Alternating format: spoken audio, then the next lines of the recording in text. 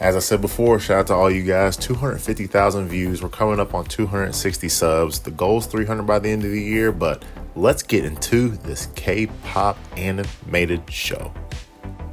First and foremost, shout out for Wifey for putting me on something that I was not expecting. With K-pop being such a worldwide phenomenon, they finally lateraled over into the animated side. Netflix was the first one to pick it up, and let me tell you this is a sleeper. 99 minutes of pure heat. Let's get into the K-pop Demon Hunters, Huntrix, Saja boys. Here's the review. I was a little hesitant to start this up, but after the first few moments, I could already tell this was going to be a banger. The K-pop Demon Hunters in this show are essentially gatekeepers of Earth's realm. There's 3 of them, and every generation you get a new set of 3. These are going to be in the form of a K-pop band, Korean pop. In the latest generation, we have a K-pop band, and their name is the Huntrix. This group is very talented and musically sound. It's very close to the real K-pop stars today, like I said, and people are obsessed with this group. The 3 hunters that we are going to be following around through the duration of the show is Rumi, Zoe, and Mira, and their group is called the Huntrix. Now, aside from their characters, the sound in this show is truly amazing. Everything musically sound is perfect. It is definitely going to be an OST that you're going to be playing over and over, and I can confirm that on the Spotify playlist, this will be at the top of your year-end wrap-up. The animation, though, it kind of reminds me of like a claymation, like a stop-go. It's kind of creepy, but it really works for the show. And for some reason, the way that they wrote this story gives me like the late 90s, early 2000s Disney's vibes. You'll be in the middle of a very serious scene, and then out of nowhere, they will break out into sound. Very different, but you can tell it is filling that empty void that Disney is slowly but surely losing. As lighthearted as it starts, we know there's going to be some darkness afoot, and they definitely pay homage to that. And of course, the darkness in this show is the demons. That's what it's based around. They've always been completely defeated by the huntresses of past. Like I said, it's always going to be a group of 3.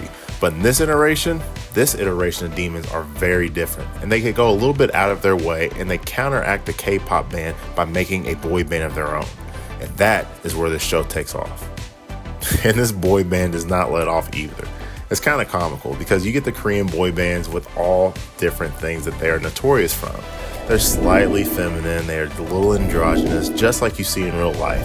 They have makeup, they have fingernails polished. Like I said, it is a different take on animation. It's where culture and animation can truly mix. It's a mixture of dance moves, and it's just funny. Everything that they do is hilarious and a bit edgy. It's a little touchy on that subject, if you know what I mean. And the funniest part is their counterpart, the Huntress, because you know that they are judging them the entire time. Throughout the entire show, they are juggling the battle between both of them. So shout out to Saja boys.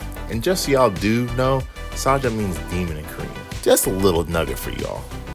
But getting back into it, the thing that separates this show is its characters, and that is going to be the focal point of Rumi. So, as generations pass, we always had the Huntress being the pure human. Well, she's a little bit different. She is half human and half demon. It's a nice little problem that gets presented, and that is what is going to create the divide in the show. And again, the best thing about this Korean K-pop drama, animated series, whatever you want to call it, is it's similar to the manhwas that are starting to become more relevant. Throughout the entire show, they keep it fun and light. There are plenty of demons that are getting executed and sent off to the realm of the dead. But on the flip side, we get some cheeky animation, some subtle comedy, and it keeps this movie overall lighthearted. Like I said, for what it's worth, the claymation is scary, but for some reason it just works. Another thing that I greatly enjoy is they paid homage to some of the classic Korean instruments. Similar to Netflix's earlier series, The Blue-Eyed Samurai, that's great by the way too, check out that review, but the way that they have the nod to history is really what sunk me in. On top of the accuracy, they include modern Asian fashion as well. So you got the chunky shoes, you got the multicolored hair, you got the nail polish, and for 99 minutes, they shine truly bright in this show. The music though, the music is truly the best part. There's this train scene where they're fighting a horde of demons. I'm not gonna lie, it gets a little scary there. That's where you get that World War Z vibe, you know, like when they're climbing up the wall, but the background music just takes over the scene. It's truly breakthrough.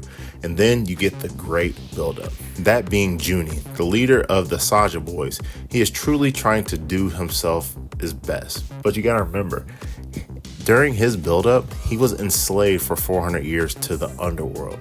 So as he is acting all poised and as he acting all professional towards Rumi, we know that there is something on the back end of this. The fluidity of the show is not something that you're going to want to miss out on. You are enticed, you are obsessed with the show the entire time. But as we slowly come to the climax, you know it's going to be the boy band versus the girl band, Saja boys versus the Hundreds. The battle for humanity and all the souls come down to this final moment, and it delivers. The great divide has begun, and it shows again that Rumi is going to get betrayed by Junie. He has betrayed his family once, and now she is up deck. The Saja boys, especially Junie, delivered on his promise, and he was able to betray everyone to get one step closer to his freedom and to right his wrongs. We know how the devil works, and there's not a chance he will get his memories erased, and there's not a chance he's going to defeat him. And it pays dividends, because that's what happens at the final act of the show.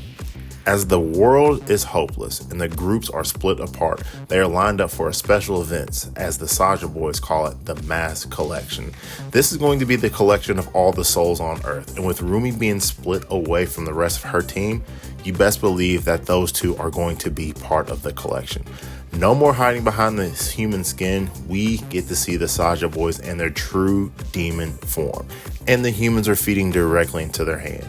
Again, very eerie, very scary, terrifying, but the claymation is what brings this scene to a head. The falsetto, how it slowly but surely starts to build, it hits hard. This show delivers. And we're going to go ahead and give you a little bit of a spoiler. Junie ends up coming through. He ends up sacrificing himself and gives his soul to Rumi. It's very cliche, but we have to put the icing on the cake, and we need to have that happy ending. And again, it works. The group saves the day, and you best believe the Huntrixes are back together. We even get a little bit of an onsen. We even get a little bit of a heated bath. But once the demons have been eradicated, the seal has been closed for good. A picture-perfect ending. Was not expecting this, did not expect to enjoy it this much or to watch this show. It just came out last week as well. As the recording of June 23rd, it came out on the 20th. I knew nothing about this going in, and it was refreshing. It was nice, and it was a good watch. So that's the review. Make sure you check out Netflix's Kpop Demon Hunters. It is fun, it's refreshing, it's something to reset the palate if you're balls deep inside of a long animated series. We know July is going to heat up with a bunch of different animes. I'm talking Dan to Dan Part 2, Sakamoto Days, Gachitaku, and much, much more. Kaiju number 8. There are so many animes coming out, so for a nice little break, this is a great Korean manhwa animated series to switch it up. But I hope you all enjoyed it. Let me know if you all watched it, and let me know what you think down below. Don't forget to like and subscribe. Check out the Discord, and we'll see y'all on the next one.